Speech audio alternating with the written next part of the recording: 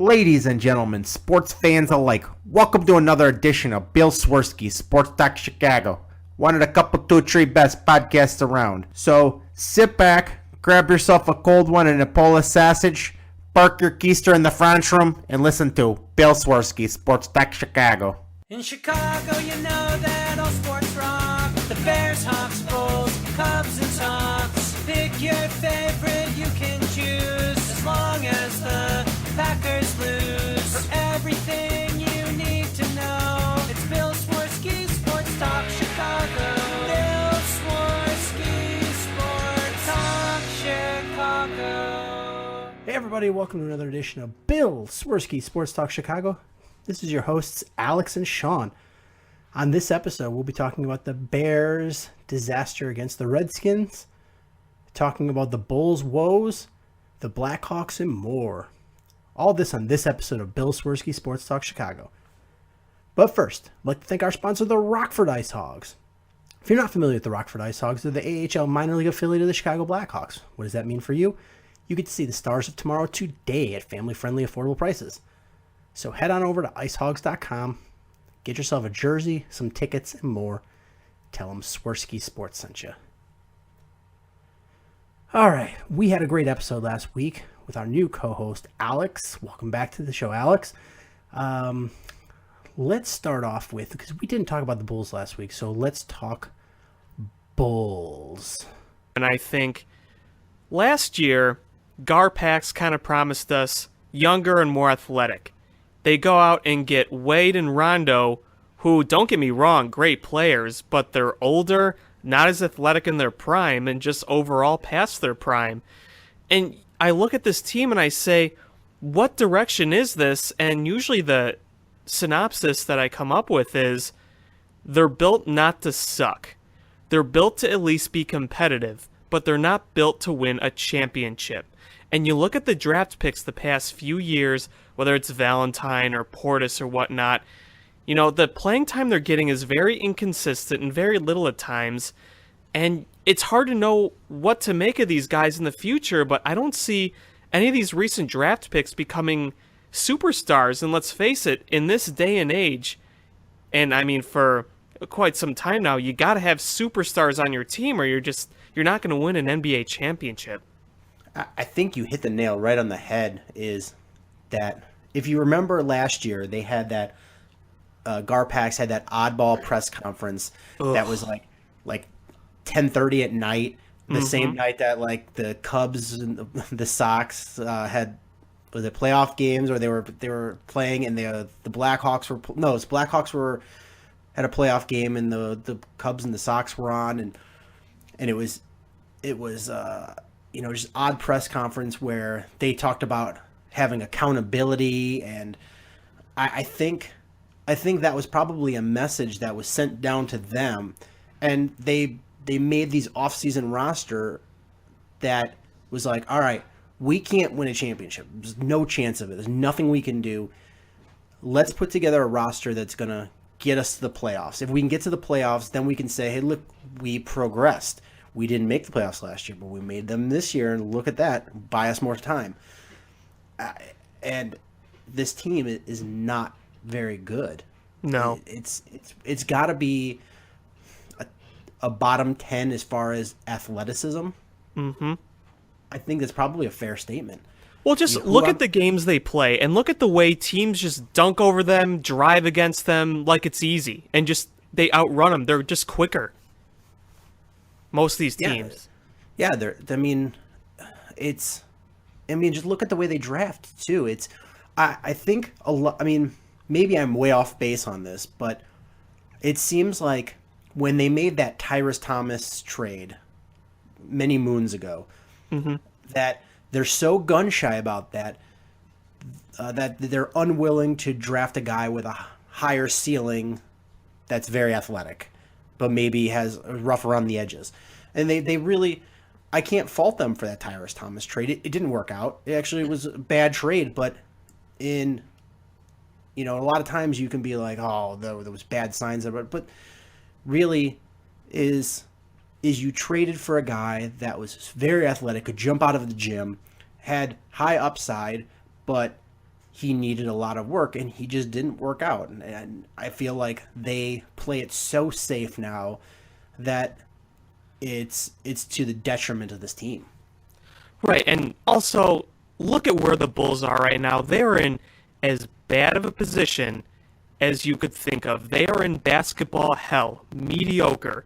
Being mediocre in the NBA is like the worst. You don't get a great draft pick, and you're not contending for a championship. You're just in no man's land. I mean, your first round pick can be, a decent player, but you're not going to draft like the superstar of tomorrow, and you're not competing for a championship.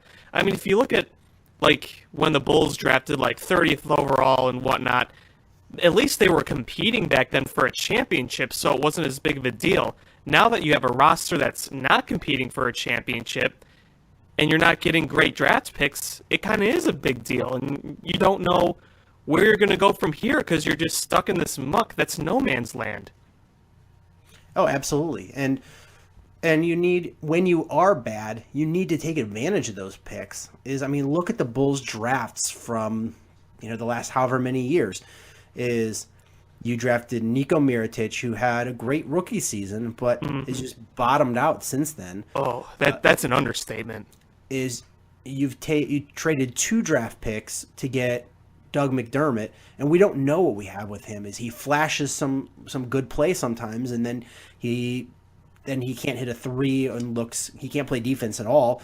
And Marcus Teague, Bobby Portis, we don't know. And Bobby Portis looks like, if you think about how bad the Bulls bench is, Bobby Portis still can't get minutes. That's how bad Bobby Portis is. Yeah. Denzel Valentine, we don't know what we have in him, but I could tell you what, he's not athletic. And not really. He might end up being an okay role player at some point, but he's not an athletic guy. You keep going down the list here, and this regime keeps falling back on, well, look, we drafted Jimmy Butler. Good, you drafted Jimmy Butler. That's what you're supposed. You can't rely on that for like 7 years. Right. You have to at some point go, all right, we drafted Jimmy Butler and we did a great job on that, but we have to prove that wasn't a fluke. Right now, it's a fluke. It's a fluke that they drafted him because of all the other drafts they have. Well, look at Marcus Teague. I think he's played more minutes in the D League than he's ever played in the NBA. I don't think he even played like more than 20 games as a Bull. I don't think so either. And that was in the Thibodeau era. If you're a small point guard and you can't succeed under Tom Thibodeau, then just pack up your bags. Like, where are you going to play? I don't even know where he's playing now. I don't think it's in the NBA, but I don't even know if he's playing basketball or whatnot. The last time I saw his status, he was in the Brooklyn's D League system, and that was a few years ago. Yeah, I don't know. But the guy, it was, from my understanding, it was a battle about drafting him in the first place. I think somebody pulled rank in order to draft him, and it did not turn out well. Right. But this Bulls team, it's like I said, it's just so unathletic, and they're not hitting 3-pointers, and they don't run. No. And they don't run a consistent offense. I listened to a scout talking about the Bulls, and he said, watch the first part of the season and watch these, last 15 games, and they're not running the same offense. And I don't know if it's that the players are going rogue and just not listening to Hoiberg, which is a big possibility, or if it's the fact that Dwayne Wade is old and trying to preserve himself for the big games, that he's not practicing, he's not playing in every game, and they can't run that offense because he's not there. I don't know which one. Maybe it's a combination, maybe it's another factor. Yeah, no, I could definitely see it being a combination. And, when you talk about Dwayne Wade, and you remember how he started the season, he was making more threes than he made all of last year. And you also look at Wade, you look at what he is now, and you say to yourself over and over, like, man, if we could have signed him back in 2010 with in his prime Rose and Noah and that team, that scheme, that coaching staff, I keep saying to myself, man, that's a championship team right there. But, now that he's on this team at this age and you see him sitting out games to sit out to preserve himself, and it's like, if you're doing that and you're just trying to compete and you're not competing for a championship, everything just seems so pointless. Yeah, it's I mean, not to be a jerk to mid-market teams, but it's got to be like being a fan of a mid-market team in baseball, where you don't have, where you're not getting these, ultra high draft picks, and it's hard to hit, high draft picks in baseball when you can't compete with Dodgers and the Red Sox as far as salary goes. You're just playing for the fun of playing, and that's, it in basketball that just doesn't work. And the Bulls have relied on for so many seasons being so high in attendance that they're just making money. But at what point is who are people coming out to see? I mean, Dwayne Wade is definitely still a star in this league, but he's on borrowed time right now as far as his health goes. Right. And Jimmy Butler is, talent-wise, is a top 15 player in this league, but what has he done to be a superstar? With Jimmy Butler, it seems like, Wade and Butler and Rondo are really the reasons people buy tickets. You can say, hey, I want to see Dwayne Wade as a Chicago Bull, and I want to see Jimmy Butler play because Jimmy Butler has so far had a really good season. Those are really the reasons to watch, and that goes back to ownership and Garpax. They're saying, hey, we may not be contending for a championship, but if we can squeak into the playoffs somehow and advertise that Dwayne Wade has come home and he's playing with a good player like Jimmy Butler, it's going to fill the stands, it's going to get the TV ratings. So, really every reason that people watch the Bulls, it seems like, maybe not everyone, but a good amount of people, is kind of bundled into that little form right there to watch Dwayne Wade play with Jimmy Butler, and as well as Rajon Rondo, despite Rajon Rondo being Rajon Rondo and, causing controversy and whatnot. But that was pretty expected by most fans, I feel like, for better or for worse. I mean, with the way they're playing, is what way is Garpax going to try to, just make the playoffs and skate by next year? It's not going to be through the draft. No. Because they're not going to have a high enough pick. And you realistically in the NBA, it's, the first handful of guys are good, and then a random couple guys throughout the next 2 rounds. Right. That's it. And if you're not consistently getting those top guys, which, even, Minnesota and Philadelphia are proving that even with all those top draft picks, doesn't mean you're going to be good. You're not going to succeed. And the Bulls, you need at least 2 superstars to compete, and the Bulls have 1.5. And the free agents after this season, the pickings are slim. Even if you were to be able to go out and get one, you're going to go back out and get Derrick Rose? No. Blake Griffin? How is that going to help you? Jeff Green? It's not. Manu Ginobili? Serge Ibaka? Andre Iguodala? Like, that's the list of free agents. That's not huge. It's not like LeBron James or Carmelo Anthony or something like that. I mean, and, it's funny. You mentioned free agent signings, and you look back the past, this decade, let's say this decade, back to 2009, 2010, we remember all the times we saw LeBron James as a free agent. We saw the times we saw Carmelo Anthony as a free agent, and there was the hard push to get those guys, and we couldn't land either of them, despite there being rumors. I remember in 2010, there was a rumor that the Bulls had LeBron James locked up, but that obviously wasn't true.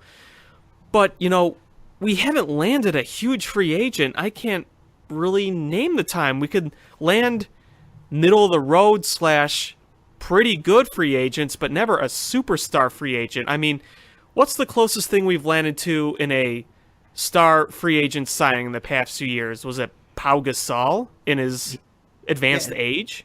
Paul Gasol, and if you remember, is when he was finished with the Lakers, a lot of people thought his career was over. Oh yeah. And the Bulls brought him in. Dwayne Wade, huge. I mean, name wise, that's a huge name. So I mean, it's if you're a casual fan, that's got to be cool to go out and buy a Bulls jersey. It says Wade on it.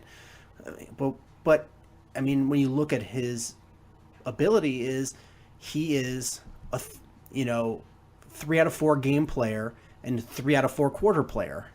Right. At this point in his career, it's not like the big superstar signing. Yeah, he's not a superstar signing anymore. Paul Gasol, not a superstar signing. Those are the closest things to one that we've had. Probably the closest. Yeah, I'm really racking my brain.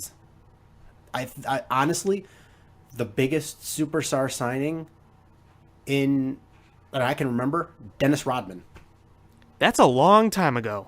Yeah, that was a long time ago, and that is a very long time ago. And there was circumstances around that too, because he had problems in San Antonio, and so it wasn't like he was the prime free agent that everybody was trying to get. He was just a really good player that was having problems that the Bulls thought they New England patrioted him, where they were like, we're going to take your castaway that's problem everywhere else, and we've got Michael Jordan, who's our Tom Brady, who's going to hold them accountable.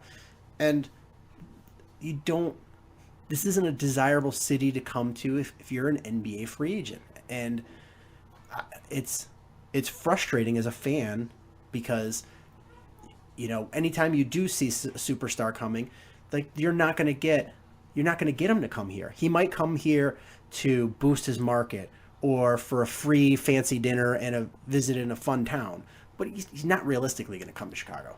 Right. I mean, you remember when Carmelo Anthony came here when he was a free agent, and I think he had dinner with Gar Forman and maybe Jerry Reinsdorf.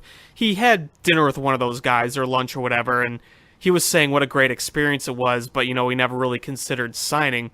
And it's funny when you say this, because these are facts, but it's not like the Chicago Bulls are some mid-market or low-market team. I mean, they're one of the biggest markets in the NBA, and the Chicago Bulls are one of the biggest market teams in all of sports, and they can't land these free agents. It really kind of reflects the way the organization is run. They have money, definitely, with the market, but there's a lot of other factors that these superstars don't come here. Yeah, and I remember I used to work maybe 4 or 5 blocks from the United Center when the Carmelo Anthony courtship was going on, and I walked over there because I heard rumors that they'd done up the United Center for his arrival, and they had banners out there and all these things to woo him. And they said his name in the during the announcement is starting forward for the Chicago Bulls, and they did all these things, and he had no interest. It stroked his ego, but he wasn't going to come here. Nope. Mm-mm. And even if the Bulls were to land a top free agent this year, there's nobody worthwhile. And you still have no depth. Yeah, you have no depth, and you don't have, and there's no big names anyway. You're just gonna waste money, because you're not gonna beat the Clevelands, you're not gonna beat the Golden States, you're not gonna beat the San Antonios. And it's sad, because this conference is so ripe for being able to at least go to the finals. Yeah. And nobody's able to capitalize. Right. I mean, it's Cleveland's conference, basically. Yeah, and what's really sad is that I can at least appreciate if Gar and Pax were to go out and make bold moves to try to win, and they didn't work. Right. This is a NBA.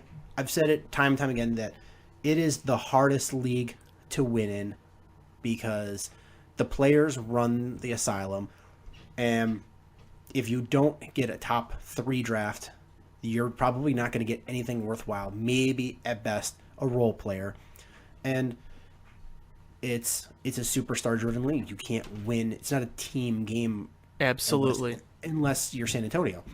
And so you really have to take a lot of chances and come through on those chances. And Garden Packs just want to play everything so safe.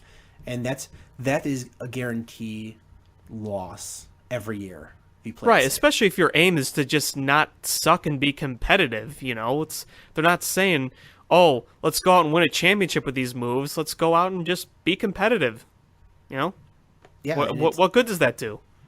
And you know, and the way, if you watch this team this year, is they started off and they were winning games, and it was weird because I was talking to somebody else. I was like, they're winning these games. I don't really know how they're winning. They're winning though, and suddenly teams sort of just figured it out that it's if you can either slow down Jimmy or slow down Dwayne Wade, the rest of the team is just going to collapse. And that's really what they're trying to do. They take away one of those guys, and this team has nothing else. Is Rajon Rondo really hasn't done anything for this team. Is Robin Lopez is okay, but they have no athleticism, no depth. And when they played a team like the Milwaukee Bucks, who aren't very good, but they're athletic, and they just blew the barn doors off the Bulls. Pulverize them. And it wasn't It just was like a a fluke massacre. game. It wasn't even a fluke game. It was back-to-back games, and they did it. Yeah. Yeah, look at, like, Giannis. Like, look how athletic that guy is. If you want to look at a good athletic basketball player, look at someone like that. And it'd be nice to have more guys like that on the Bulls, but look how the lack of athleticism is exposed right there. Here's another great example. Look at that game, probably the worst Bulls loss in years against the Timberwolves, when they blew several 20-point leads. And the Timberwolves right now, they're near the bottom of their conference. But their young athleticism came back and beat the Bulls in shocking fashion as Thibodeau stood there and just laughed. Yeah, and that game was, I mean, it's almost like Thibodeau knew the recipe to beat the Bulls and do it in a humiliating fashion. Is the Bulls went up to a 21, 22 point lead. It was a huge lead, and this team, this Minnesota team that's full of young players that basically fades at the end of games, came on strong and just washed it all away and beat the Bulls. And it was an embarrassing loss. Oh, yeah, absolutely. On so many different levels. Like, you know, as much as Garden Packs might have hated Tom Thibodeau, and as much as Tom Thibodeau might have been driving players into the ground, the fact remains is that he is what made this team a winner. It was all him. Is you took almost the same roster, handed it over to the hand-chosen head coach Fred Hoiberg, and they went from a team that was competing for a conference championship to a team that didn't make the playoffs. I mean, you saw the immediate impact that Thibodeau had on the Bulls when he came in here. I mean, remember that 2010-2011 season, 62 wins, by far the best Bulls team since the Jordan era. And you saw how he valued defense, and he may have used their guys a little more than we thought they should have. I mean, when he rose towards ACL in 2012, he probably shouldn't have been in that game, but it goes to show how a coach can make a significant difference. Now, do I think if Tom Thibodeau took over this team right now that they'd be contenders for a championship? No, I doubt it because of the players on the court, but I think they'd be a little better than this. Yeah, and it's the most telling thing for me is if you listen to the two players from this roster who have been on championship teams, Rajon Rondo and Dwayne Wade, and both of them are really candid when they tell you that this team lacks work ethic, this team lacks discipline, this team lacks athleticism. And those are three absolute facts.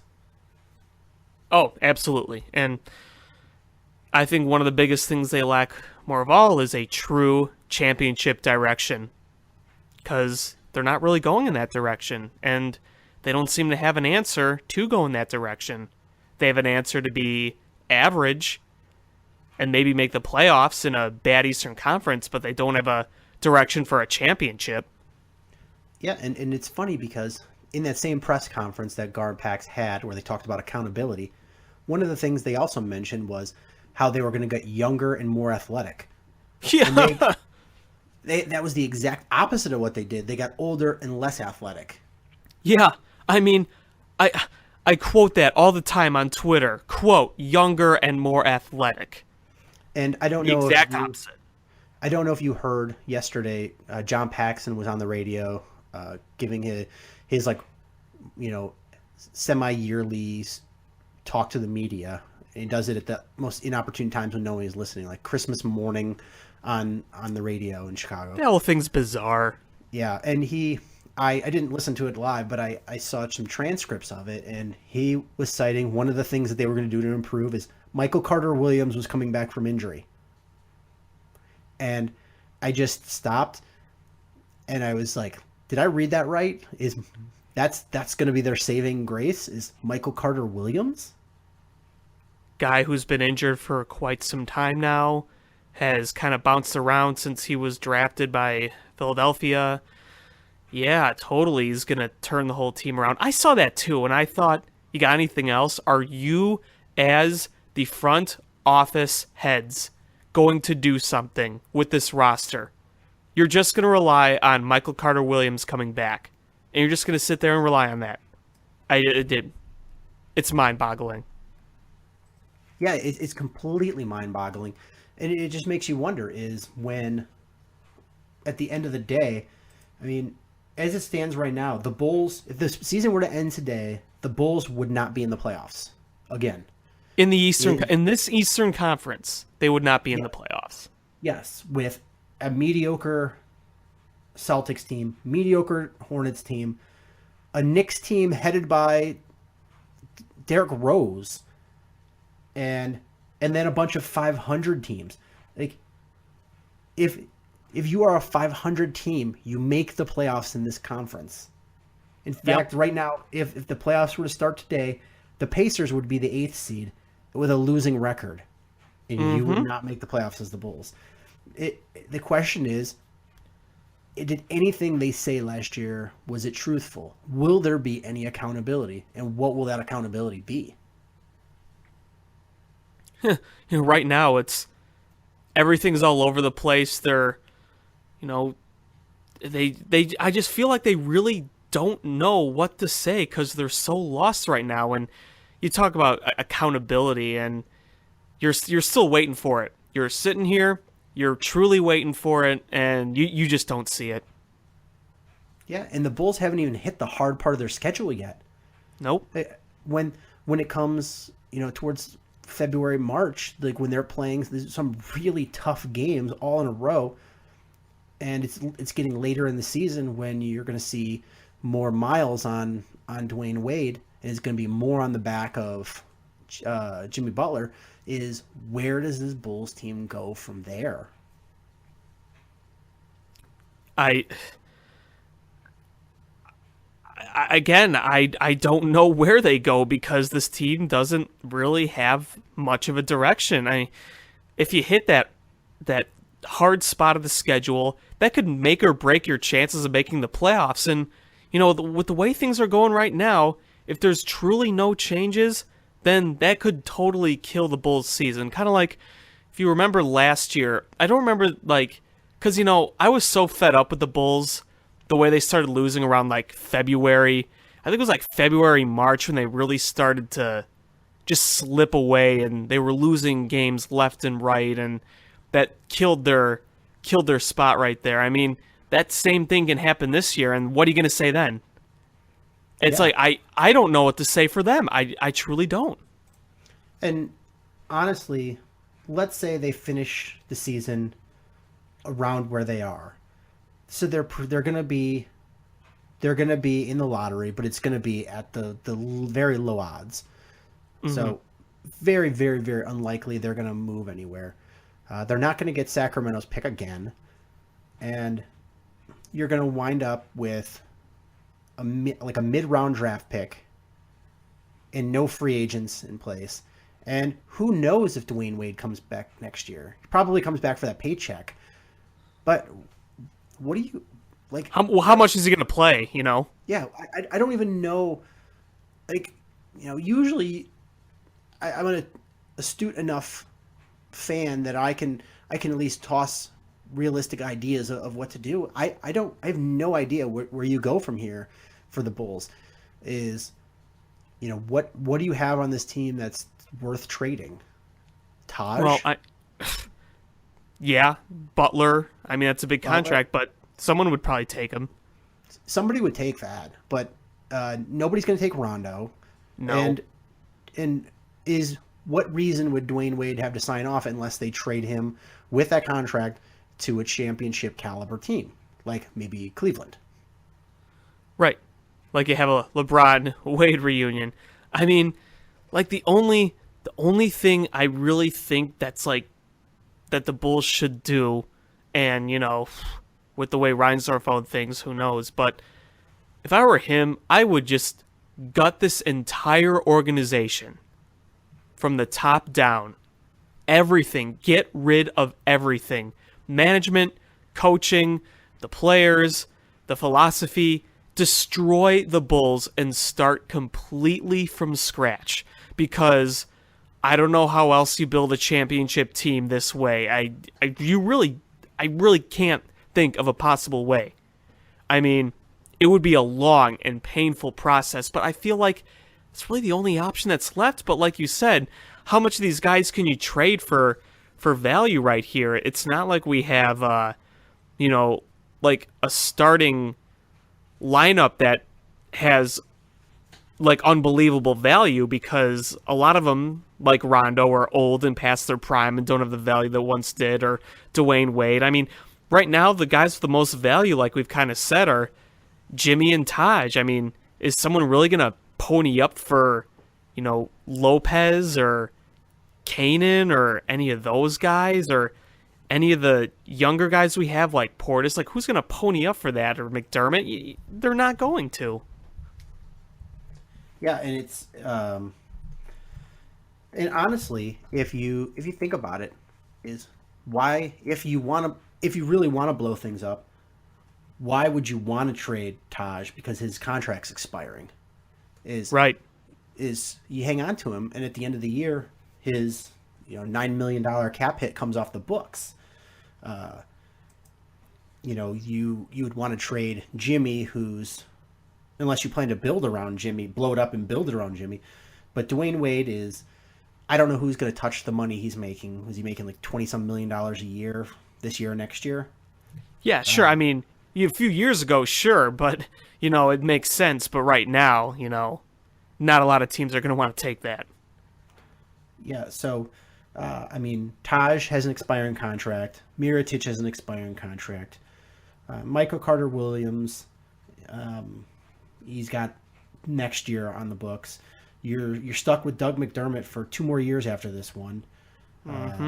Denzel Valentine through 2021. Jaren Grant through 19 and 20. Bobby Portis through the same. Isaiah Kanan you've got him for next year. Felicio, who at least hustles, you got him next year. And then, I mean, like there's really not much on there. If you really want to blow this up, is if you could get low, a contending team to take Dwayne Wade somehow, some way, for an expiring contract and eat that bad money, and then move Jimmy and Lopez, then you suffer through this year and maybe try to blow it up. But who's going to be the person who leads this blown up team from scratch? Not going to be wouldn't be anyone here currently, I wouldn't think, if that were to happen. I would hope not. I would hope not either. They've proven they can't even take a winning team and put them over the edge, let alone build from scratch. I don't even know what name you could pry away unless, somehow you were able to pry away.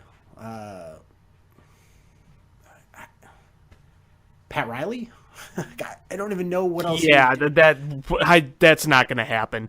Though that's the thing. There's not like a Theo Epstein type figure to pry away right now. Yeah, unless you, Greg Popovich was ready to retire from sitting on the bench every night and wanted to go into a GM type role, and you could pry him away somehow that way. There's just not a name that you would want to do. This whole conversation truly sums up how grim the future is for the Chicago Bulls and their chances to win a championship. It really does. Yeah, so I don't even know where they go from here. I mean, what would you do? Like, you talked about blowing it up. Like, who would you choose? Honestly, I'd have no clear choice to think off the top of my head right now. I really don't. I mean, you see what Boston's doing, and they're in the middle of kind of bringing back up, and no one's gonna come from there. And you still have teams like Golden State and Cleveland competing for championships, and most of them are probably gonna stay put. So really, I almost feel like you'd have to get someone who hasn't been there before in that position and say, hey, we're taking a chance with you. You want to rebuild our team? Like I said, there is no Theo Epstein type figure to come in and rebuild, someone who's done it before. It would probably have to be someone new, and it would have to be someone who would have a completely new team philosophy, because nothing from this team philosophy is working. And that's why I would say that to get a new philosophy, to do everything as they did, it would have to be Cubs-like rebuild. Everything must go. And who knows what happens when, Jerry Reinsdorf is gone. There's a lot of question there. How much longer is he, going to be alive owning the team? And is he willing to kind of do what the White Sox are doing and finally rebuild and think about long term? So there's a ton of questions, even though I think that rebuilding and totally redoing the Chicago Bulls franchise is the direction to go in. It's much easier said than done, because it's hard to know how exactly to do that. It's it's such a grim situation. It really is.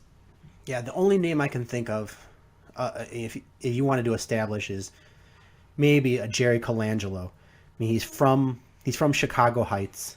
He went to U of I Champaign, but he's like 80 years old. Right. And he's a special assistant for the 76ers, but what have they done other than collect high draft picks? Nothing. So it's one of those situations. Is the only hope I really see, and pains me to say this, is pulling like an Orlando Magic, where they win the draft lottery and get like that number one pick that they didn't earn by being bad. Yeah, I mean, that's a Hail Mary right there, an absolute Hail Mary, but, the tiniest glimmer of hope, I guess, is still a glimmer of hope. And I just looked it up quick, is Marcus Teague plays for the VTB United League in Russia. Oh, wow. A league that started in 2009. Yeah, I've never heard of it. Yeah. So let's switch gears a little bit and talk about that amazing Bears game from Saturday. Oh, boy. There was one thing I meant to say on last episode, and I didn't, and I'm sort of glad I didn't, so I'm going to just bring it up just to kind of poke fun at myself. But I was going to say the one thing about this game against Green Bay is, even though they lost, I kind of look at it as a division marker. Is odds are that the Packers are going to win this division.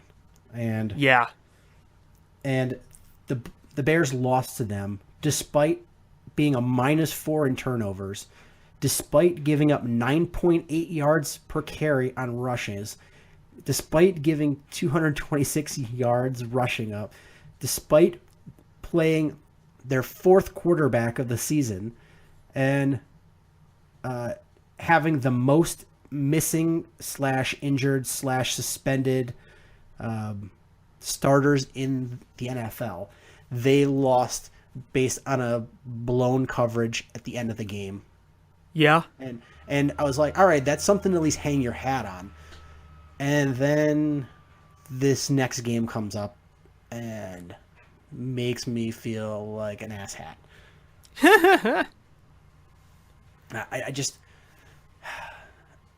I went back and rewatched it, and like I don't even know where to start. Is the penalty wise, it wasn't so bad.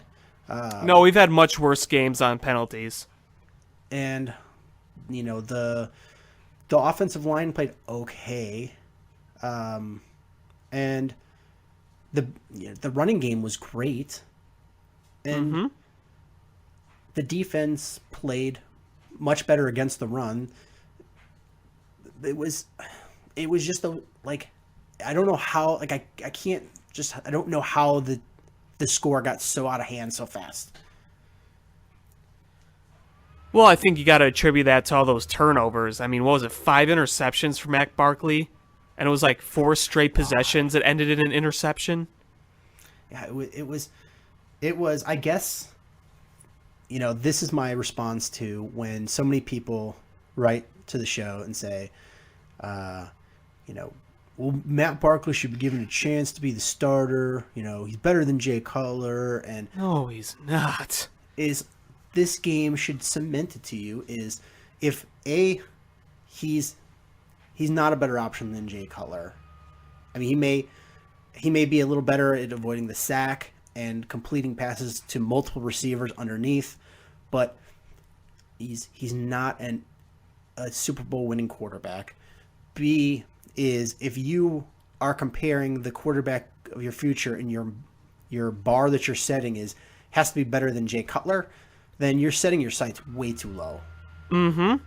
Yeah, absolutely. And C is even if you do have to go into the season with Matt Barkley competing with a Brian Hoyer for the starting position, or even if you have him competing with Brian Hoyer and Jay Cutler for that starting quarterback spot, is you damn better draft a quarterback that you are going to groom. Right. Not a quarterback just to grab a quarterback, but grab a quarterback that you at least feel comfortable enough that you can work with and try to groom into a starting NFL quarterback. Right, and as I said this week when I was watching the game, I'm saying Matt Barkley is proven to be a decent backup in the NFL, but a star starter? I mean, come on. Give the guy credit for having some nice moments down the stretch in games. He's had some good plays and some good throws and whatnot. You can't take that away, but when you're that inconsistent, you're not going to be a star starter. I mean, come on. Do you think Aaron Rodgers, Drew Brees, Tom Brady ever played that inconsistently in their careers? At least when they established themselves as starters, that separates so many things right there. I mean, yeah, a star will have a bad game every now and then, but we've seen the past few games the inconsistency from Matt Barkley. I mean, look at the Packers game. He had one quarter where he was making bad throws and getting turned over, and then, another quarter when he was throwing darts and finding guys. So, it's really the inconsistency that shows you. And, maybe if he plays, maybe even if he does play a little more and he gets a little better, I don't see a star starting quarterback that some people are making out. I mean, look at some of those interceptions this week. They were really, really bad. And, there's a common theme here. A lot of his interceptions are when he tries to throw deep. When he tries to throw a deep ball and they're off target and they have a lot of hang time, gives the defense a lot of time to get under it and intercept it. So, it's just, you don't see a star in that right now. But, give him credit for having the nice moments, but he's not going to be your centerpiece to build around. I mean, come on. Yeah, I mean, the one nice thing I liked about Matt Barkley over Brian Hoyer is both of them, up until the last game, really tried to take care of the football. But Brian Hoyer is so unwilling to take any chances at all. That's why he suffered so badly in the red zones. From the 20 to the 20, he can move the ball up and down because I don't think the Bears' offensive players, their offensive talent is that deficient. I mean, if you look at their number of yards per game, they're the middle of the pack as far as the NFL goes. But And a lot of them is because of the running game. yeah, and if you look at their scoring offense, it's awful. And Brian Hoyer, once he got into the red zone, was hot garbage because he really was. He's so unwilling to trust his arm. Matt Barkley at least is willing to trust his arm, but up until this point, he at least was somewhat conservative in trusting his arm. He wasn't pulling some Jay Cutler moves, and then suddenly this game, I don't know if what happened, but he became Jay Cutler. That first interception, he threw it to Josh Bellamy into triple coverage. Yeah. I mean, it's one thing if you're throwing to Larry Fitzgerald in triple coverage. Like, that's a guy who you're like, you know what? He's going to go in there and compete, and if he doesn't, he's probably going to bat the ball down. And even if it's always a bad idea to throw in triple coverage, but, to Josh Bellamy, That's a recipe for disaster. he's a special teamer that's forced into playing a wide receiver role. And the thing, Matt Barkley, with 20-yard passes and under, he's a nice quarterback, but he just doesn't have the cannon to throw those long passes. And they, like you said, they hang. They've got hang under them, and that's why you had two safeties that came over to help. Not just one, two. And you end up at triple coverage. And, it wasn't like typically when I quarterback throws an interception, I like to just rewatch it a few times to see, what percent blame goes to the quarterback. As in the fans' eyes, most of 100% goes to the quarterback, no matter what. Especially here in Chicago with Jay Cutler. Yeah, and you see sometimes the wide receiver stops short on a route, or sometimes the wide receiver cuts the wrong way. You can't blame the quarterback on those and timing throws, but Right. I chalked up out of these 5 interceptions, 4.5 of them to Matt Barkley. The one was a tipped ball, but it was thrown so far behind. I couldn't.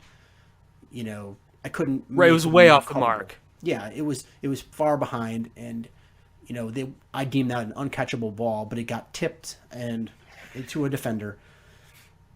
And I guess the two biggest flaws you see with this team are lack of quarterback talent and how bad the safeties are.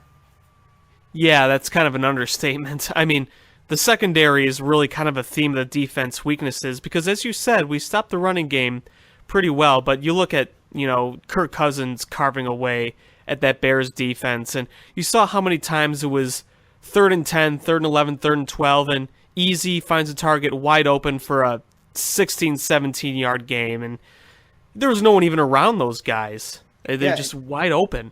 And sometimes it's, there's different reasons why a guy gets open. Sometimes it's a bad coverage call and they sit in a soft spot of a zone. But watching this game, a lot of it is I don't think all of the players know the defensive positions they're supposed to be in, because a bunch of them, the cornerback stopped on the, running with the wide receiver because it looked like they were expecting somebody else to pick up the coverage from there, and the safeties never came down to help. They couldn't pick up Deshaun Jackson to save their life for a lot of that game. Yeah, I mean, look at that one where Deshaun Jackson, at that catch he had at the end of the first quarter, like Deion Bush looked so. I mean, I know Deshaun Jackson is fast, but Deion Bush looked so slow and took such a bad angle trying to get Deshaun Jackson. Right. That I just put my face into a pillow and screamed because I didn't know how to release that rage I had. Yeah. No, I remember that clearly, and slow safeties has been a theme for the Bears for quite a few years now, going back to 2013. I mean, remember Chris Conte? I mean, we don't even have to go into details because you'll remember what I'm talking about, but when you can't keep up with guys, when you can't, if you expect someone else to cover for you, I mean, that's usually a recipe for disaster. The funny thing about Chris Conte was he wasn't even the worst of the two starting safeties. Major No. Wright was worse. And Visconti was so bad. I think statistically one year they were the number 1 and number 2 worst safeties in the NFL of the starters. Yeah, absolutely. And I think 2013 was one of those years. I'm pretty sure. Yeah, and there was just some major gaffes, I think, in the defense against the Redskins. One of them being, and I'm going to preface this by saying I realize there's injured players, and I realize, the hole that they are in that respect. But the guys that are filling in just are showing the reason why they are not starters in this league, or some of them why they don't belong in this league, is the second touchdown the Redskins scored was on a screen pass, and it just happened to be, it was a bad play call by Vic Fangio. It was just they called a blitz on a screen, and that was just a recipe for disaster because He had all the room to run. They sent Jarrell Freeman as the blitzer, and he should have been the one that, was there after everybody else. Right. And none of the defenders that should have recognized the screen pass did. They all were so chomping at the bit because they hadn't gotten to Cousins at all that they all just kept going, and you wound up with 6 guys standing next to Kirk Cousins, and there goes the Redskin in for a touchdown. Right. Yep. It was mortifying to watch because it harkened back to the Mark Trestman era. Plenty of bad memories from that era, I'll tell you that. Yeah, and I mean, think about the 2013 team. If they had any sort of defense, they would have won that division easily. yeah, and the funny part is I read a quote from John Fox. It was either yesterday or today. I read it today, but I don't remember which day it was from. And he said something to the effects of, you may not realize it, but we're a lot closer to competing than you think. And I just wanted to be like, where are you seeing this? You clearly, your depth isn't there, and you don't have on offense. You're a quarterback away on offense, but that might as well be, you're 10 light years away, because that's the most important position. So, and on defense who is your consistent playmaker? Leonard Floyd has shown flashes of being absolutely dominant, Right. but he's a rookie, and they've been flashes. There's been times when, yesterday or Saturday's game, he just looked pedestrian. Mm-hmm. And In other games, he looked great.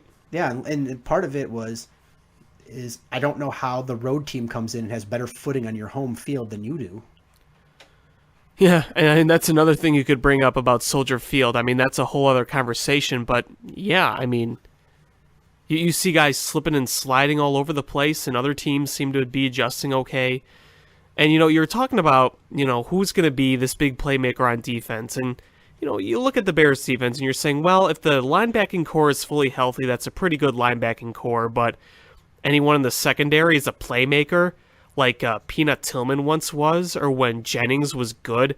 You don't see anything close to that right now. Yeah, where's our Mike Brown? That's what we Mike need. Brown, yeah. We need a Mike Brown. And it's sad that that long ago was the last time we had a decent safety. Mm-hmm. And the thing Yeah. is, Mike Brown wasn't even the best safety, one of the best safeties of that era. He was so deficient at that position. Since what year were you born in? 94.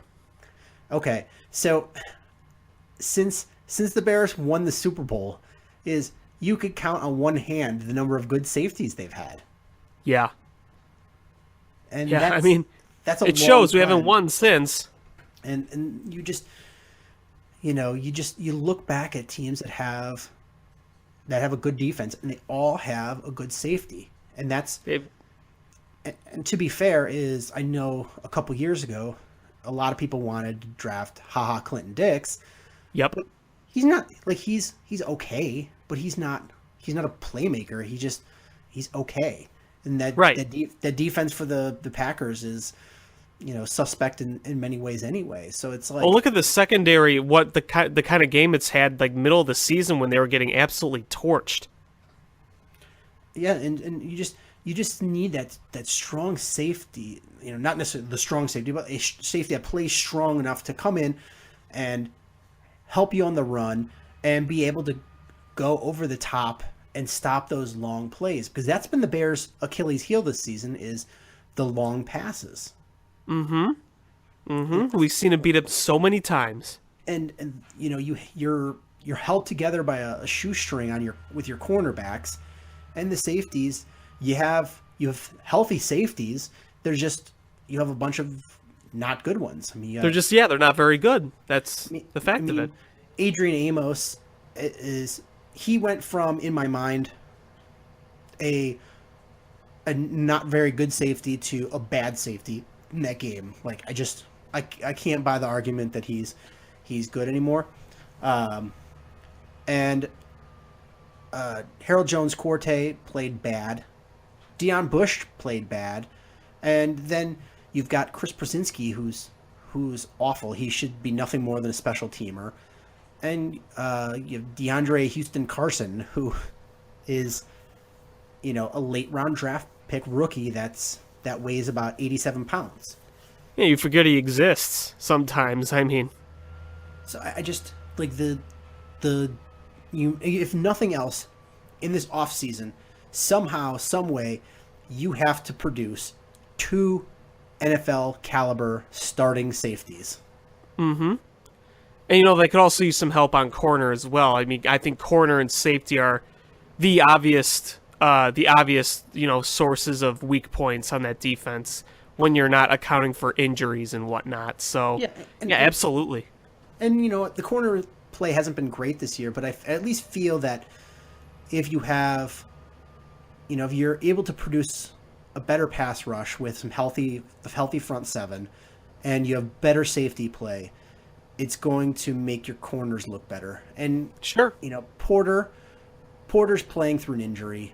It just doesn't look right. Right. Who knows if Fuller has the confidence to come back, or if they even want him back. But That's a whole other story that I just don't know what to make of. yeah, and Bryce Callahan is at times I like him, at times I just want to shake him. But as a nickel, he's not a bad option. And Cravon LeBlanc he's getting better, and he's undrafted rookie, getting better. And so I feel like It's hard when he's left out to dry like that, Yeah, and I liked that when on the play he took full credit for it, even though he knew damn well there should have been help over the top. Absolutely. And Vic Fangio bailed him out and said it was his fault because, even though there should have been a guy over the top, he should have made a better call. But honestly, the call Vic Fangio made at the end of that game was a perfectly good defense to make that play. It was bad safety play that lost it. I mean, Cravon LeBlanc got beat, but if you're putting an undrafted, cast off from the Patriots versus Jordy Nelson, who's the number one target for, an MVP candidate and the best receiver on a playoff team, then, you can't fault him for that. And there should have been a safety over the top. Right. Absolutely. Let's see. I'm going through some of the notes I had. The Bears had their first penalty of the game with 50 seconds left in the first quarter, which was nice because they hung around with them before they started throwing interceptions and Right. before they started committing all the penalties. But I went back and I thought they called it on Alshon, but it was really called on Deontay Thompson on a hold, on a block, on a really great run by Jordan Howard. And I went back and watched it, and it was such a weak call. Oh, that yeah. is he turned him, and if it was the play was coming right at him, I would have said, all right, I just still don't agree, but I'll give it. But it was after Jordan Howard had already gone by, like he was going by, and then he turned him a little bit. There was no way that guy was going to chase him down from behind, and it was exactly. It was just a weak call, and but I really applaud Deontay Thompson and Alshon Jeffrey because they put some really great blocks out there that really helped spring Jordan Howard. Jordan Howard had some great runs in that game, and you got to give him credit for that. At least it's one good thing to watch in that game. Yeah, I mean, and it was nice because the wide receivers were the key to the running game because Ted Larson was having a bad game out there as far as, I mean, he was okay on pass blocking, but as far as run blocking, he was getting dominated one-on-one by his man, and it was hard to run inside, so they had to do a lot of outside runs, and part of that is you've got to have receivers that are willing to block, and these receivers are undersized for the most part, other than Alshon, and for them to just go out there and put a hat on a guy is nice to see. That it says a lot about them and their willingness to keep fighting at the end of the season. A bad season just says a lot, because if a wide receiver doesn't block, not a lot of people fault them for that. But when you have a guy that's still blocking when you're already way eliminated for the playoffs, and you've had such a bad season, and guys are still out there blocking, wide receivers are still out there blocking on running plays, that says a little something to me. Yeah, and I mean, you saw when they went to Jordan Howard on the outside, he had all the room to run in, and like you said, a credit to that blocking. It's he had a lot of room to just go through right there, and obviously a good running backs like Jordan Howard take advantage of that. But I gotta give Alshon Jeffrey a lot of credit for playing well in the games he has played since the suspension. He's made some nice catches. When they've thrown to him, because we've seen how the games have started off and it's like he doesn't exist, but when he finally touches the ball, he's done some good things. So you got to give him credit for at least, playing hard in a season that's lost in a scenario that I don't think he'll be back with the Bears next year. So it is something to kind of applaud, yes. Yeah, and about that is, if you're not going to bring Alshon Jeffrey back, is you might as well franchise tag him and then trade him. You get something from him. You get something for him, because if you're gonna wait for a compensatory pick, you're gonna get like a 4th rounder next year. That's nothing. Get something this year when you need it. I mean, I still love to see him back, because if you can stabilize that quarterback position, even if it's a journeyman, you're gonna be helped out a lot more with an Alshon Jeffrey. Absolutely. Than you are with being led by Deontay Thompson. Look what Alshon Jeffrey did for Josh McCown in 2013, for goodness sake. Yeah. I mean, remember that one catch where he literally caught it on his helmet and ran in the end zone, or that other catch that he made against the Cowboys where he was in the very back of the end zone and it looked like there was no way he was going to catch it, and he somehow caught it. I mean, look at the catch he made in the Redskins game where he bobbled it at first, and he brought it in and tucked it into one hand before he hit the ground. Mm-hmm. And they, all the defenders were trying to say incomplete pass, but you watched it and you're like, no, he just made a great second catch. Yeah, no, it was a great catch, yeah. I'm trying to look at some more of my notes here. I was trying to highlight some of the poor play by Amos and Harold Jones-Corte.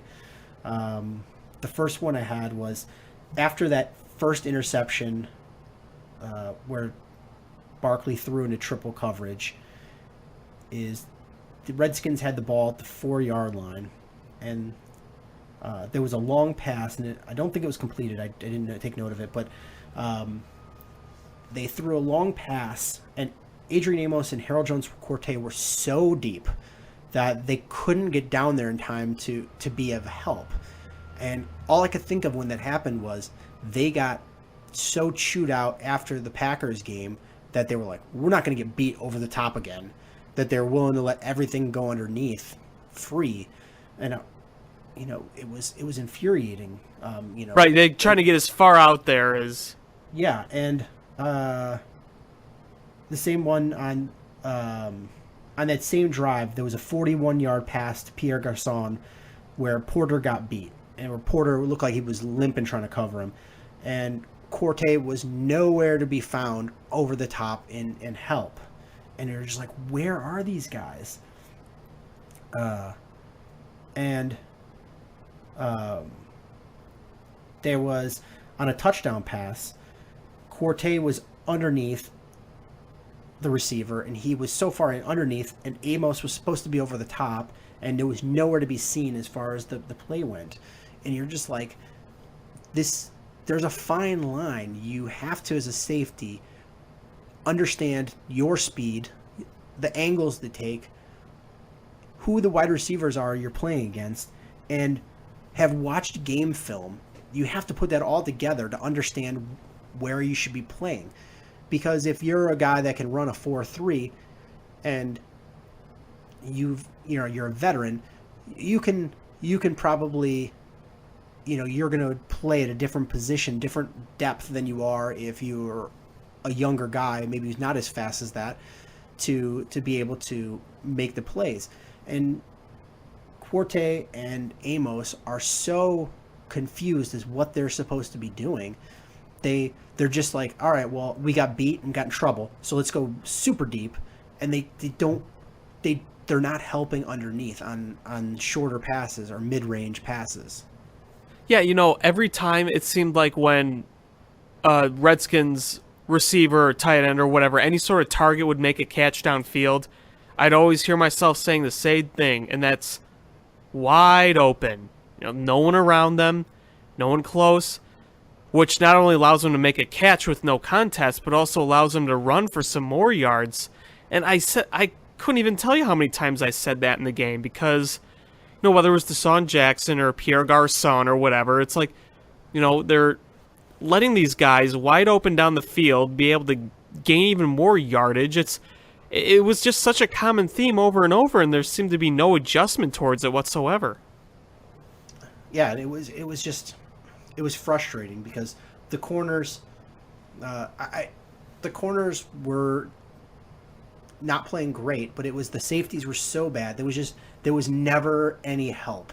It was almost like, and it's funny because I read an anonymous league scout who said the Bears on defense look like they're playing with 9 players. And I kind of does. And I was like, honestly, it's not too far from true. I mean, it's at best it seems like they're playing with only one safety. And yeah, you can find enough of lack of talent around the team or inexperience that to account for a whole nother player. And you just see teams, at times just willfully move the ball up and down the field, and you're like, how do they make this look so easy? Yeah, I mean, it like when you're a receiver on the Redskins in that game, you're thinking as the game goes on, just you find the open grass, you make the catch, and you have room to run because they're nowhere to be found. And the whole seems like they have one safety thing was kind of summed up in the whole Jordy Nelson play in the week before. But you look downfield and you see someone trying to tackle the other guy, and you're like, wow, where is everybody? It's so scrambled that you don't really know if they know what's going on or what the play call is or what the strategy is. They seem so lost. That's the thing with me. They seem so lost and they don't even know where to begin adjusting. And their communication is awful. Is somebody has to take the reins of this defense on the field. They need a Lance Briggs or a Brian Urlacher, and they need somebody to take the reins on this defense that's on the field and be like, hey, listen, watch for this, call switches. Sometimes if there's a natural pick that happens, is just like in basketball, is you need to call out that, what's happening, and for somebody else to understand what you're doing. And there's no communication on this field. Nobody's communicating. Nobody on this defense, nobody is fully understanding the defensive scheme they're trying to play. And Vic Fangio is probably just smashing his face into a wall when the cameras aren't on him in that coach's box. Yeah, probably. I mean, Vic Fangio knows what he wants to do, but unfortunately his players are not on the same page. And, some of it you got to attribute to, well, there's a lot of injuries, a lot of inexperience. Some of these guys are practice squad, but, like you said, it probably drives him nuts. Yeah, he's got to be screaming at Ryan Pace going, give me a safety. Get me a safety. And the Bears have enough money to go out and I haven't looked at who the free agents are in this offseason, but if there's a good free agent safety, they better pay him whatever. The cap space is in good position right now for the Bears. At least there's that. Yeah, especially if you get rid of Jay Cutler, you're going to have a lot of cap room. You're going to have probably $45 million, $50 million. Go out and just blank check to a safety, because that's going to make everybody around you better. And you're not going to have growing pains with, 2 drafted safeties. Even if you draft a good safety, it takes time for an NFL safety to have that experience. Mm-hmm. That's why I gave so many passes to Adrian Amos last year, because I was like, all right, he's not doing anything great, but he's not making all these big mistakes. That's going to go well for him next year when he has a whole off season to learn and be like, all right, and reevaluate what he did. And so you thought he was going to progress. Then there was a regression. So I don't even know what to do there, but they need to bring in at least one veteran safety that's good to help this defense get to where they need to be. Right. I agree. Absolutely. What else do we have here?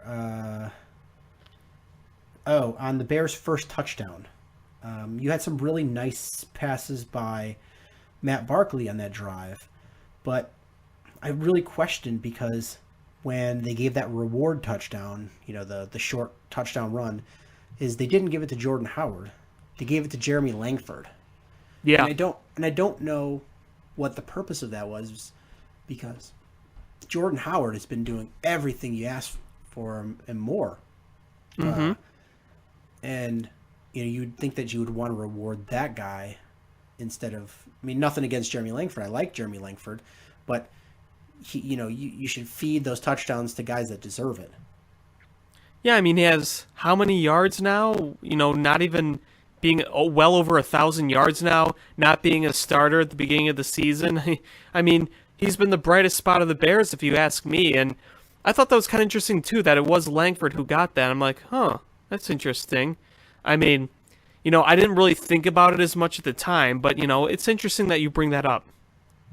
Yeah, and I don't know why it stuck out with me, because I was watching the drive again during the commercial, and I kind of went back and I was like, wait, why is Jeremy Langford in there when Jordan Howard was, so instrumental in everything they did on this game to give that to him?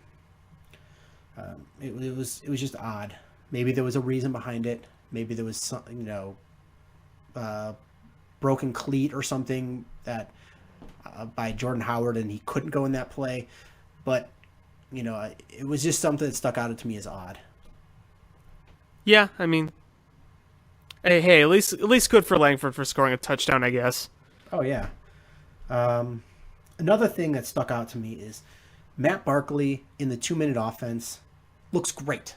He looks just so comfortable. They move the ball well. And I understand that part of it is teams are playing a prevent soft shell defense, but it really makes me wish they would run more no huddle offense, because I think part of it is Matt Barkley is overthinking things, and when he just goes out there and plays a lot of forcing. Yeah, and when you play no huddle, it's more of read react, and he seems to respond better to that. Right, he's good at avoiding, sacks, and he looks for his open target, finds him, and slings him over.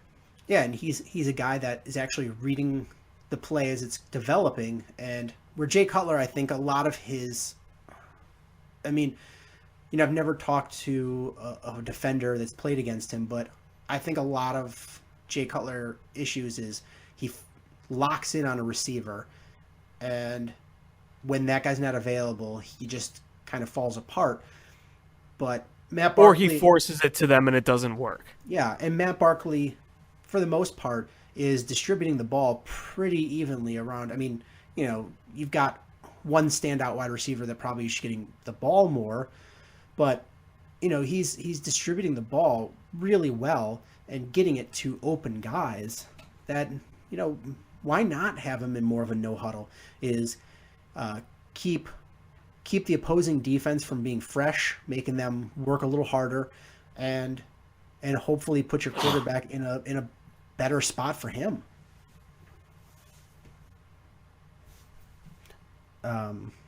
What else? Jordan Howard had 119 yards rushing and a 6.6 yards per carry. And they only ran him 18 times and a total of 25 carries in this game. Why do you think that Dow Loggins won't get a better run-pass ratio in these games? What's your thoughts on that? I keep asking that question. You'll see times, there have been times where you see, Jordan Howard's having a good game, and then he'll make kind of like a mistake, like whether it's a drop or maybe a fumble or whatnot, and then you're not seeing him do anything. They're not giving him the ball, they're just pass, and all of a sudden he's not doing anything, even though he was having a great game, and it boggles my mind. Now, sometimes I think that's John Fox more than Loggins, to be honest with you, but I don't really have as much of a definitive answer, because there have been so many times where I just keep saying, just give it to Howard, just give it to Howard, just give it to Howard. And they haven't, where, there have been times where it's like 3-1 or 3-2, and they go for like a 7-8 yard pass, and it's easily broken up or not even close to being complete. And you just say, why not give it to Jordan Howard? That's probably what a lot of coaches would do. So, I'm not Loggins. I don't know his every exact thought he has, but sometimes I feel like John Fox is kind of responsible for some of that, just as a theory. Yeah, and I'm sorry. It was one thing that really sticks out with me is if you talk to any offensive lineman that played in the NFL for a long period of time or at a really high level, is they'll tell you how by run blocking gets the offense in rhythm. It helps them establish dominance because they go on the offensive rather than go on a backpedal or a retreat. And they have the advantage over the defensive line that when you have an offensive line who has struggled, and Charles Leno and Massey are both. Massey's a fairly decent run blocking tackle. Leno is much better at run blocking than pass blocking. And you have a rookie center who's strong as an ox, and you've got a backup guard in who struggled at times with, some of his pass blocking. Is why, and you've got a Pro Bowl left guard in Josh Sitton. Is why don't you go out there and just run more and try to wear down, get more time of possession, really beat up on that defensive line. So at the end of the games, instead of you being the one that fades, is you be the one that's still energized, and they're the tired ones. Especially when you have two good young running backs, especially in Jordan Howard. Yeah, it's take advantage, run those guys, run them till they just can't run anymore, and then switch it up and bring in Kadeem Carey or Jeremy Langford till he can't run anymore, and then bring in the third guy, and then by that time hope that the first guy is got some wind in him. Just run. That honestly, if you're going to lose by establishing dominance at the line of scrimmage. It should be 40 rushing attempts and 25 passing attempts, not the other way around. Especially when you have a quarterback that's, inexperienced and whatnot. And, at the end of the game, that last touchdown that the Bears gave up was bad. That was the first time in this bad season that I saw guys quit. I don't know if you have any thoughts on that last touchdown. Yeah, it seemed like they were checked out. They were kind of done. But, one thing that I have given the Bears credit for the season is, as bad as it's been, they always play hard, whether they're good or bad. But they always at least give it their all. But, yeah, on that last touchdown, they just kind of flailed, stood, and the Redskins scored. I mean, I know you're not going to win the game, but, it's not something I've seen much this season. But you could definitely see it in the last game. Yeah, and it's funny because that's the exact point I had on my notes, is that was the only time this whole season where I saw this team quit. And as much as you can talk about John Fox and his lies to the media, or his double speak, or his straight up aggression with the media, or his lack of results, is the one thing you can absolutely say is that these guys go out there and compete for them.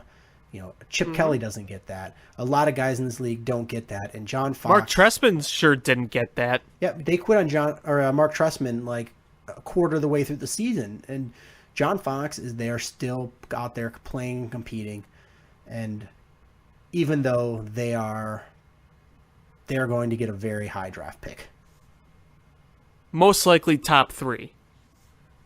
Yeah, it's there's a website that drafts, or that tracks the probabilities of every team and what draft pick they'll get, and they do simulations of the games that haven't been played yet to kind of figure in their probability. And I know the best they can get is 3rd. They can actually go to 2nd now. The 49ers won. That's right, they did. Yeah. I forgot about that. It's funny because I wrote all these notes down before the 49ers game ended, and I was like, oh, the 49ers are going to win this one. And at that time, the 49ers and the Browns basically had 1 and 2 locked up.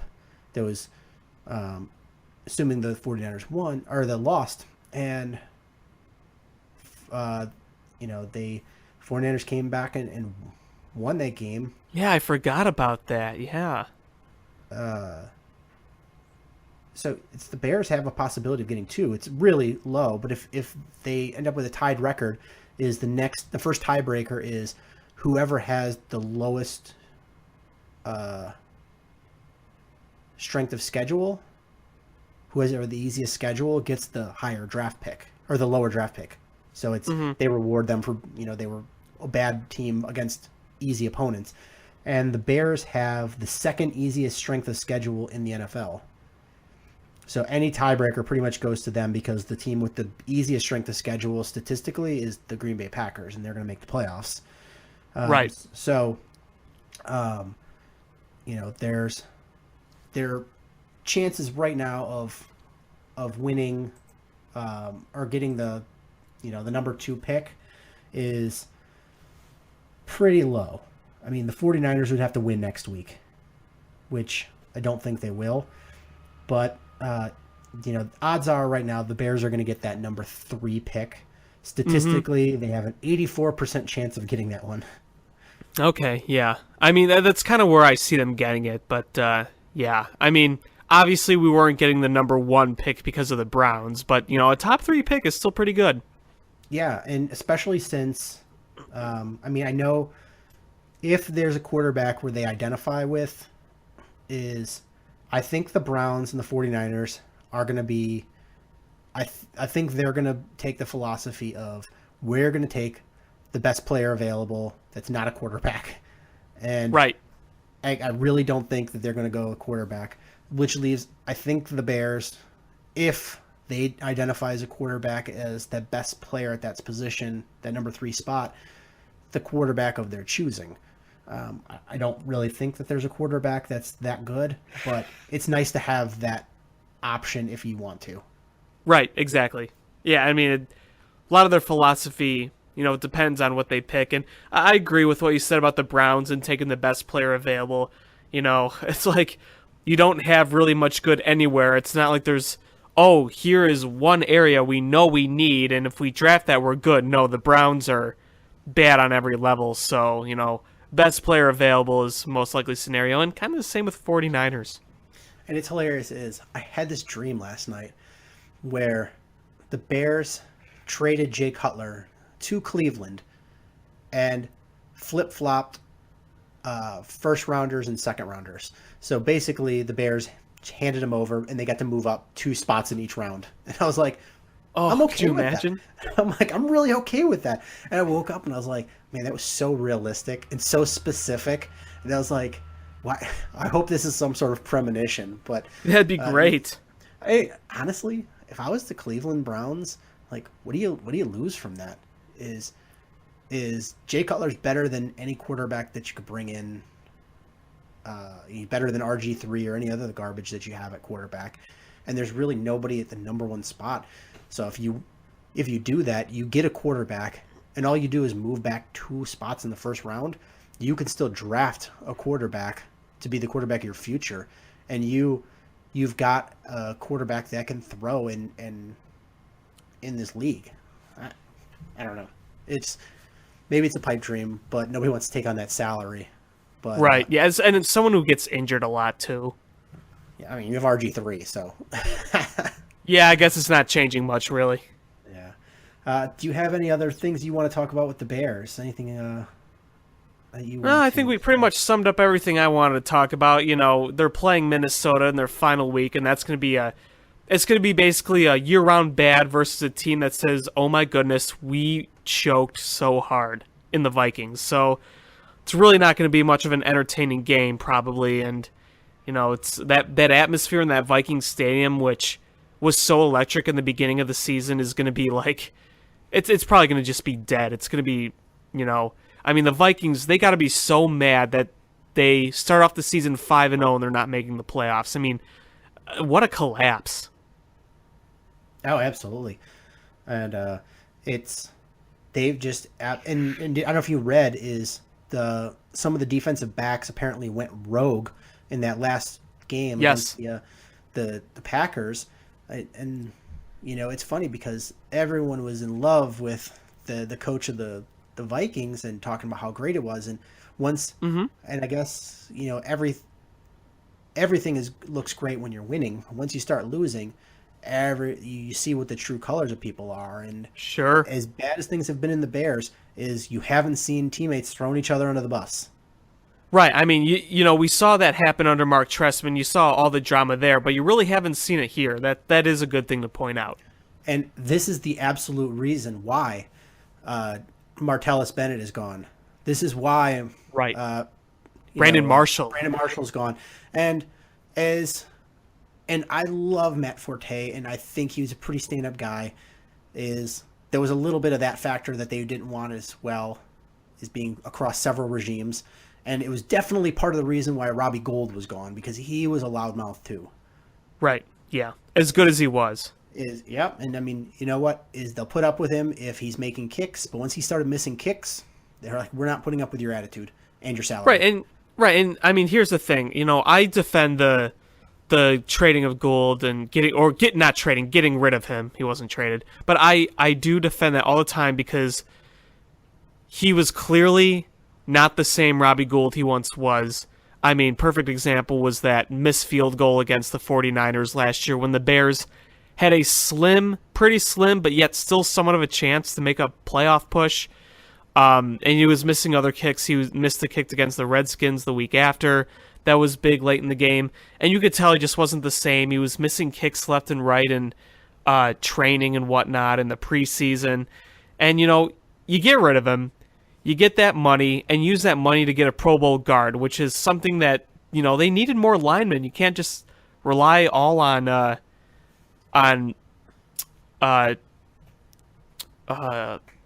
Kyle Long. You know, it was good. It was a good move.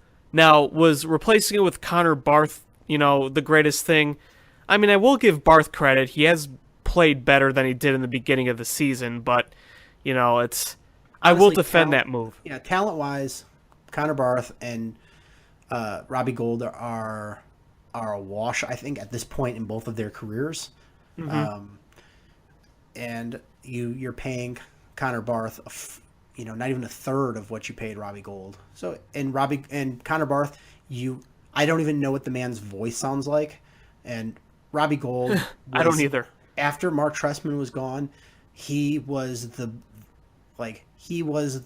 on every outlet that would listen to him, talking about how terrible the Bears organization was, and he was another guy with I need to feed my family when talking about a new contract, and he was starting to pipe up about when the new regime came in, and I was telling people that, like, listen, if Robbie Gould doesn't start kicking better, he's going to be gone, because they have zero tolerance for loudmouths, and unless they're absolutely producing. And you see Marty Bennett put up good numbers and was a productive guy, and they still got rid of him. And so you can replace a kicker much easier than a good tight end. And so I was like, Robbie's not going to be around much longer, and he was not. Yeah, exactly. And, you're thankful for what Robbie Gould did. He was one of the best kickers in the NFL for a good decade. You saw him have that game-winning field goal against the Seahawks in the 2006 playoffs, and a number of other game-winning field goals. Like, I'll never forget that one against Green Bay in 2008 when it was absolutely freezing cold. But it came to the point where he was getting older. He wasn't as effective. And, like you said, you can't criticize and run your mouth like that if you're not producing. So, kickers it's not like quarterbacks where, you let go of one quarterback and you get another, and it's like it makes all the difference in the world. But, obviously Connor Barth didn't start off great, but he did get a little better. But is he as good as Robbie Gould? No. Will he ever be as good as Robbie Gould? No. But, this is just a scenario where you got to make decisions like that, and it was necessary to get another person on that line. That was more important. Again, I'll be thankful for everything Robbie Gould did, but you got to move on at some point. It's absolutely right. You appreciate the past, and I take the Patriots philosophy is thanks for what you did. Now I'm gonna look prospectively and not retrospectively, at my team.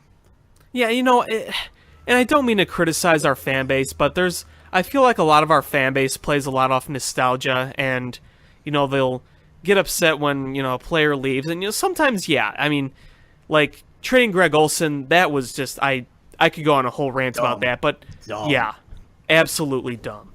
But you got guys like Matt Forte, and you have guys like Robbie Gould, and you say, yeah, they had really good careers with the Bears, but look at their age, look at the direction this team is going in. You got to let go of these guys if you want to move forward at this point.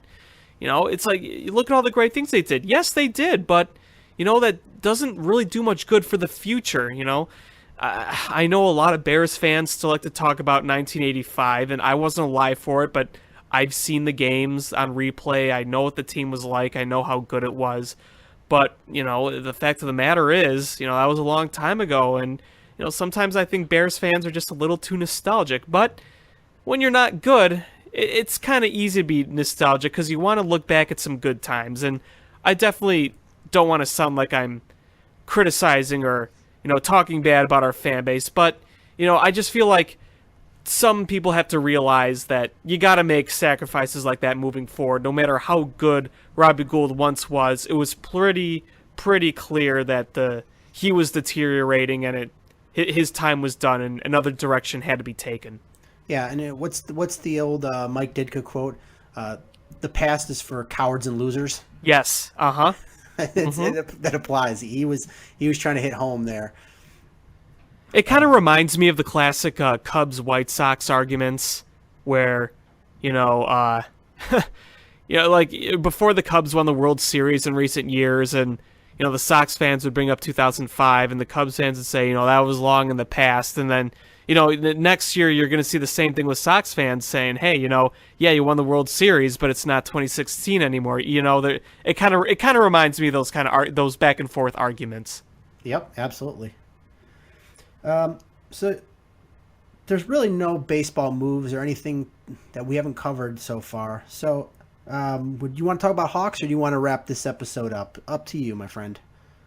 Well, you mentioned the Hawks. I mean, the only thing I could say really about the Hawks right now is these injuries suck. I mean, they really do. You see a lot of guys from the Rockford Ice Hogs have to be called up, like Tanner Caro now, with Hossa and Anisimov being down. So, they lost against the Senators, 1-goal game. They lost in overtime against the Avalanche. But, you still look at everything, and they're still a top point team in the league, and they've recorded points like in every game the past few weeks, but that one against Ottawa. So, I really don't have much to say about them. I will also say this, that Corey Crawford looked great in his first game back. Oh, absolutely. He looked great. But against the Senators, it was such a confusing game. It's if you watch the zone entries by the Senators, it's almost like the Blackhawks were just like, all right, you enter the zone and set up your offense, and we're just going to... It was almost like when you're on the penalty kill, and you sort of regroup in your diamond in front of the goal, and you let them enter the zone. That's almost like they were doing an even strength, and I was like, why aren't you at least challenging that, at least trying to break up passes, at least making it a little uncomfortable for Ottawa? And all night long, they were letting Ottawa kind of just, set up their offense, and that's just like a recipe for disaster. Even though I don't think that even though Ottawa's definitely not nearly as good as the Blackhawks, it's the Blackhawks sort of let them in that game by playing so gingerly. Well, especially with those 2 goals in 10 seconds. I mean, that's what really killed it for them. Oh yeah, absolutely. And that first power, and honestly, that was that power play that the Senators had, is you didn't have Hossa and you didn't have Taves, and it was there was a ricochet off Duncan Keith into the goal, so it was right. It was a kind of a fluky thing, and you didn't have your 2 best power play or your penalty kill defenders out on the ice. And then when they had the goal right away, it was Taves came off the ice and was mad about it, and he just fell asleep. Just fell asleep. And, after that, they tried to storm back, and it was a little too late. And then... you had, what was it, Panic, who hit the inside of the post on a breakaway? Just barely missed it.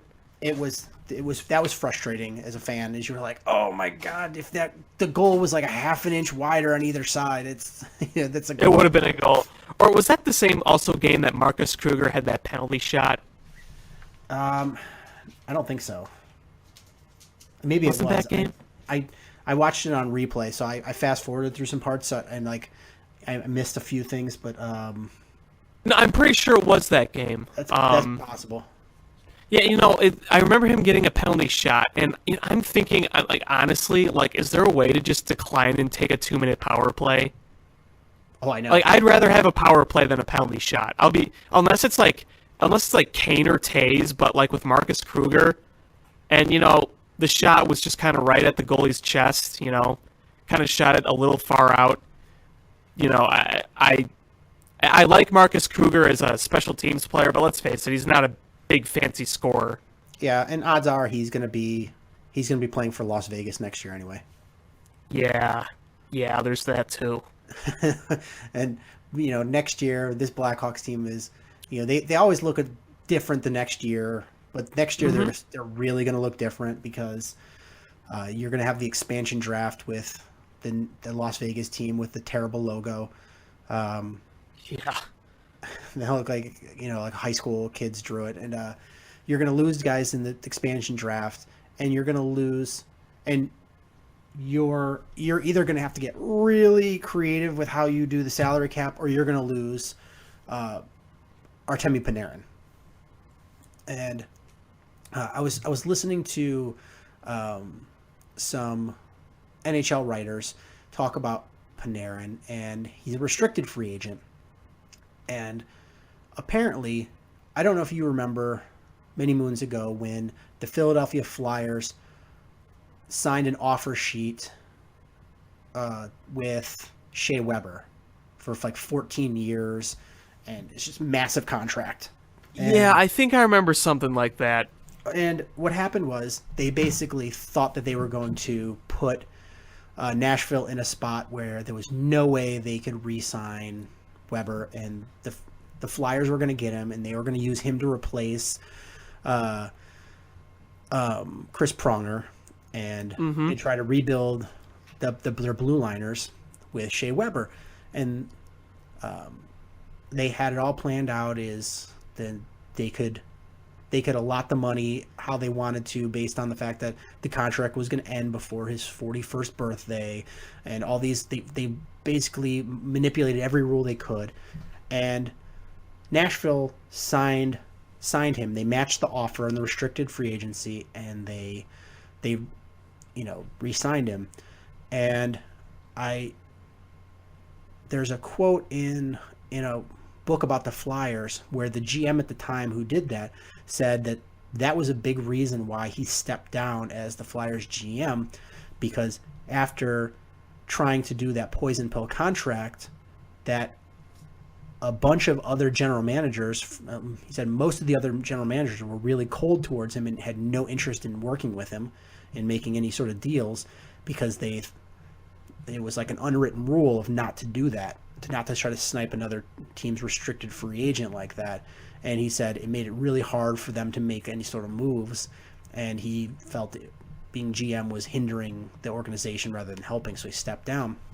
So this one writer was speculating that if nobody has an offer sheet for Artemi Panarin, then basically the whole restricted free agency offer sheet is dead in the water, and nobody's ever going to do it.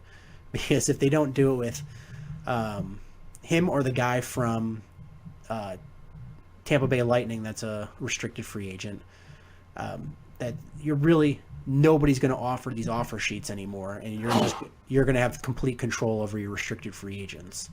So we'll really see, because Panarin is, if anybody is going to be due a huge raise, it's going to be him.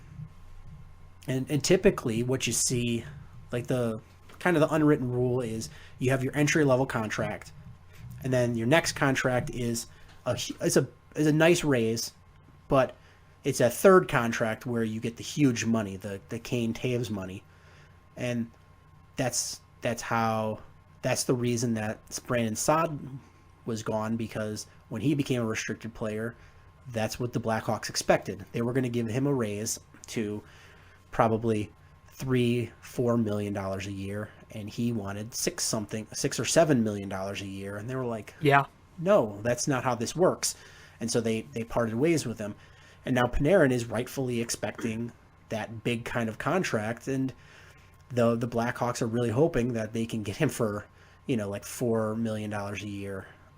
And I don't see that happening. So you may see a trade of Artemi Panarin, or you may see some guys get traded to make financial cap space for him.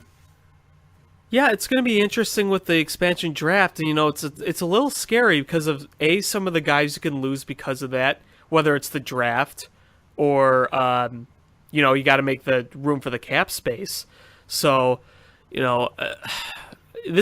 almost feels like, I mean, we have some great young guys, don't get me wrong, but next year it could be very possible that like the team is almost unrecognizable compared to like the last Cup team, other than like Kane, Taves, Seabrook, Hossa, Hjalmarsson, and Crawford. I mean, Scott Darling might be drafted by the new Las Vegas team. I think there's a very high possibility that that's going to happen, because he's shown that he can play at a starter's caliber, but obviously he plays behind Corey Crawford, so could be an ideal target for Las Vegas.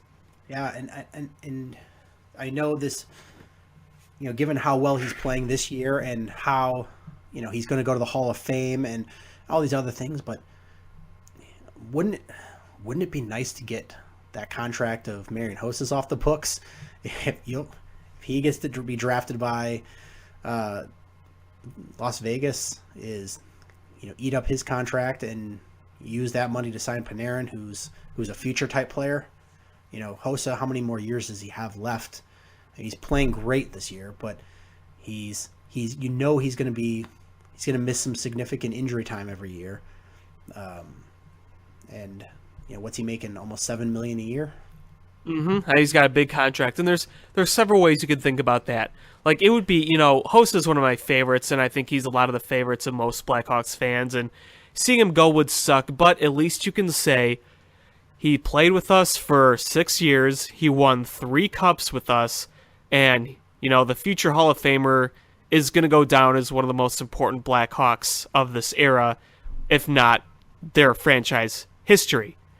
With that being said, having that, cap space freed up, it would be pretty nice to have. I mean, like I said, sometimes you just got to move on, and, Hossa's getting up there, and he's playing great this year, but, I asked the same thing. How much time does he have left? And, I'd be very bittersweet if that happened, kind of like you said.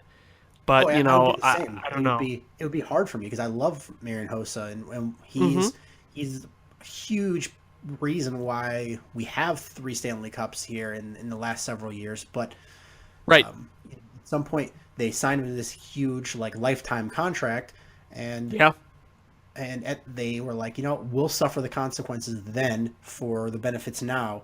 And if they were able to reap the benefits and not have to suffer the consequences, and for Las Vegas, is why wouldn't you do that? To be able to say we have a Hall of Famer on our team that's still playing well, that's huge. Could help your team, could help your ticket sales, it could help a number of things when you're a first-year franchise. Or you could take him and flip him to a contender who is like one player away and then get all those draft picks and utilize them that way. Right, and you could build a young team. Actually build a young team from the ground up. And, a lot of these guys that could potentially be drafted could be, veteran guys. I mean, you don't see a lot of expansion teams start off well. I mean, there are teams that have, but not all of them. But yeah, exactly. There's a lot of benefits from getting a player like that. If you want to have a big name, you could have a big name. If you want to eventually trade them and you want to build for the future, then there you go. A trivia question is, do you know who, when the Orlando Magic were a free, franchise or new franchise, who they took from the Bulls in the expansion draft? Oh boy. Do you need a hint? Yeah, give me a hint. He was the original center for the Orlando Magic. He played for DePaul. Played for DePaul. Dave Corzine. Dave Corzine. Okay, that's a good trivia question. I was stumped, honestly. Yeah, I just remember Dave Corzine. I had the trading card where it was the Bulls, and then they did the end of year update, pack where the players that got traded or in the expansion draft, and there was Dave Corzine in his Orlando Magic uniform. Yeah, that's funny. Yeah, that's a good, like you said, a good trivia question right there. And we'll see what happens to this Hawks team if any of these guys. I'm sure someone from this team is going to go to Las Vegas. I'm pretty much counting on it. It's just really a matter of who. Absolutely. Like you said, Kruger's a possibility. I think Darling's a possibility. One of maybe some of the younger. One of the defensemen is probably a possibility, like a Trevor Van Riemsdyk. I mean, maybe, I don't know. What's Hjalmarsson's contract like? He's making $4.5 million for another couple of years. Okay. They can only protect so many guys, so they have to leave some vulnerable. And I mean, if you're the Blackhawks, you've got to be smart about that to not give them somebody that you don't want them to have, and maybe give them somebody that you wanted them to take the salary. Right. Exactly. Anything else you want to talk about, my friend? I think I covered pretty much everything I wanted to talk about. No really baseball news. It's been fun, at least the past 2 days on CSN. They've been airing the Cubs playoff game, so that's been fun to watch. Yeah, I've DVR'd a bunch of them, and I watched them all live as they happened. And but to go back and watch it without my heart beating out of my chest and be able to enjoy it. Not start crying at the Rajai Davis home run. Yeah, I don't know about you, but I can sit down most of the time and watch a game and without anxiety, but when they get in these high pressured situations, I can't. I just every fiber of my being is just I stop breathing, and I'm my heart's beating so fast, and I'm like, ugh. And my heart's beating fast, but my body's totally still. And there's been times where it's a big game that remember the game against the Monday Night Football game, the year the Bears went to the Super Bowl and against the Arizona Cardinals. It was the one where if you want to crown their ass, crown them. That great rant. I watched the first half, and then I couldn't. I was I'm gonna have some sort of anxiety attack or a panic attack or a heart attack. I can't watch the rest of this game, so I recorded it and I went to bed, and I woke up the next day and I was like, I'm gonna see what the score is, and then I'm gonna be able to go and watch it, and knowing expectations. If they got routed, at least I'm prepared for it and I know it's gonna happen. And I was like, they won and my phone had blown up with all these people texting me and oh my God, how crazy was that? And I'm like, I went to bed. I was angry. Yeah, that's funny how that works sometimes. All right, well, I think we had a pretty great show here tonight. So thank you guys so much for listening. You can check us out on Twitter. You want to give your Twitter handle, Alex? Yes, at ShyFanPat1. You could just look for Alex Pat, and you will PATT, and you will find me. Or at Swerski Sports, and I will also link Alex's Twitter in the subject line, so you can just go that way. And you can check us out the website, swerskisports.com, facebook.com/swerskisports. Make sure you're hitting subscribe however you listen, whether that be iTunes, Stitcher, YouTube. Share it with your friends, and thank you so much for listening. And until next time, bear down. Cubs win! What a lucky break! The good Lord wants the Cubs to win! We thank Ditka and God for all they have provided. Cubs win! Cubs win! Cubs win! Oh, I don't want her, you can have her, she's a Packer fan. She can't fit in my van, and she looks like... Remember, New Yorkers, smoking crack is not legal on planes. Bears 31 to -7. The Bears! Oh, when the Bears go bearing down,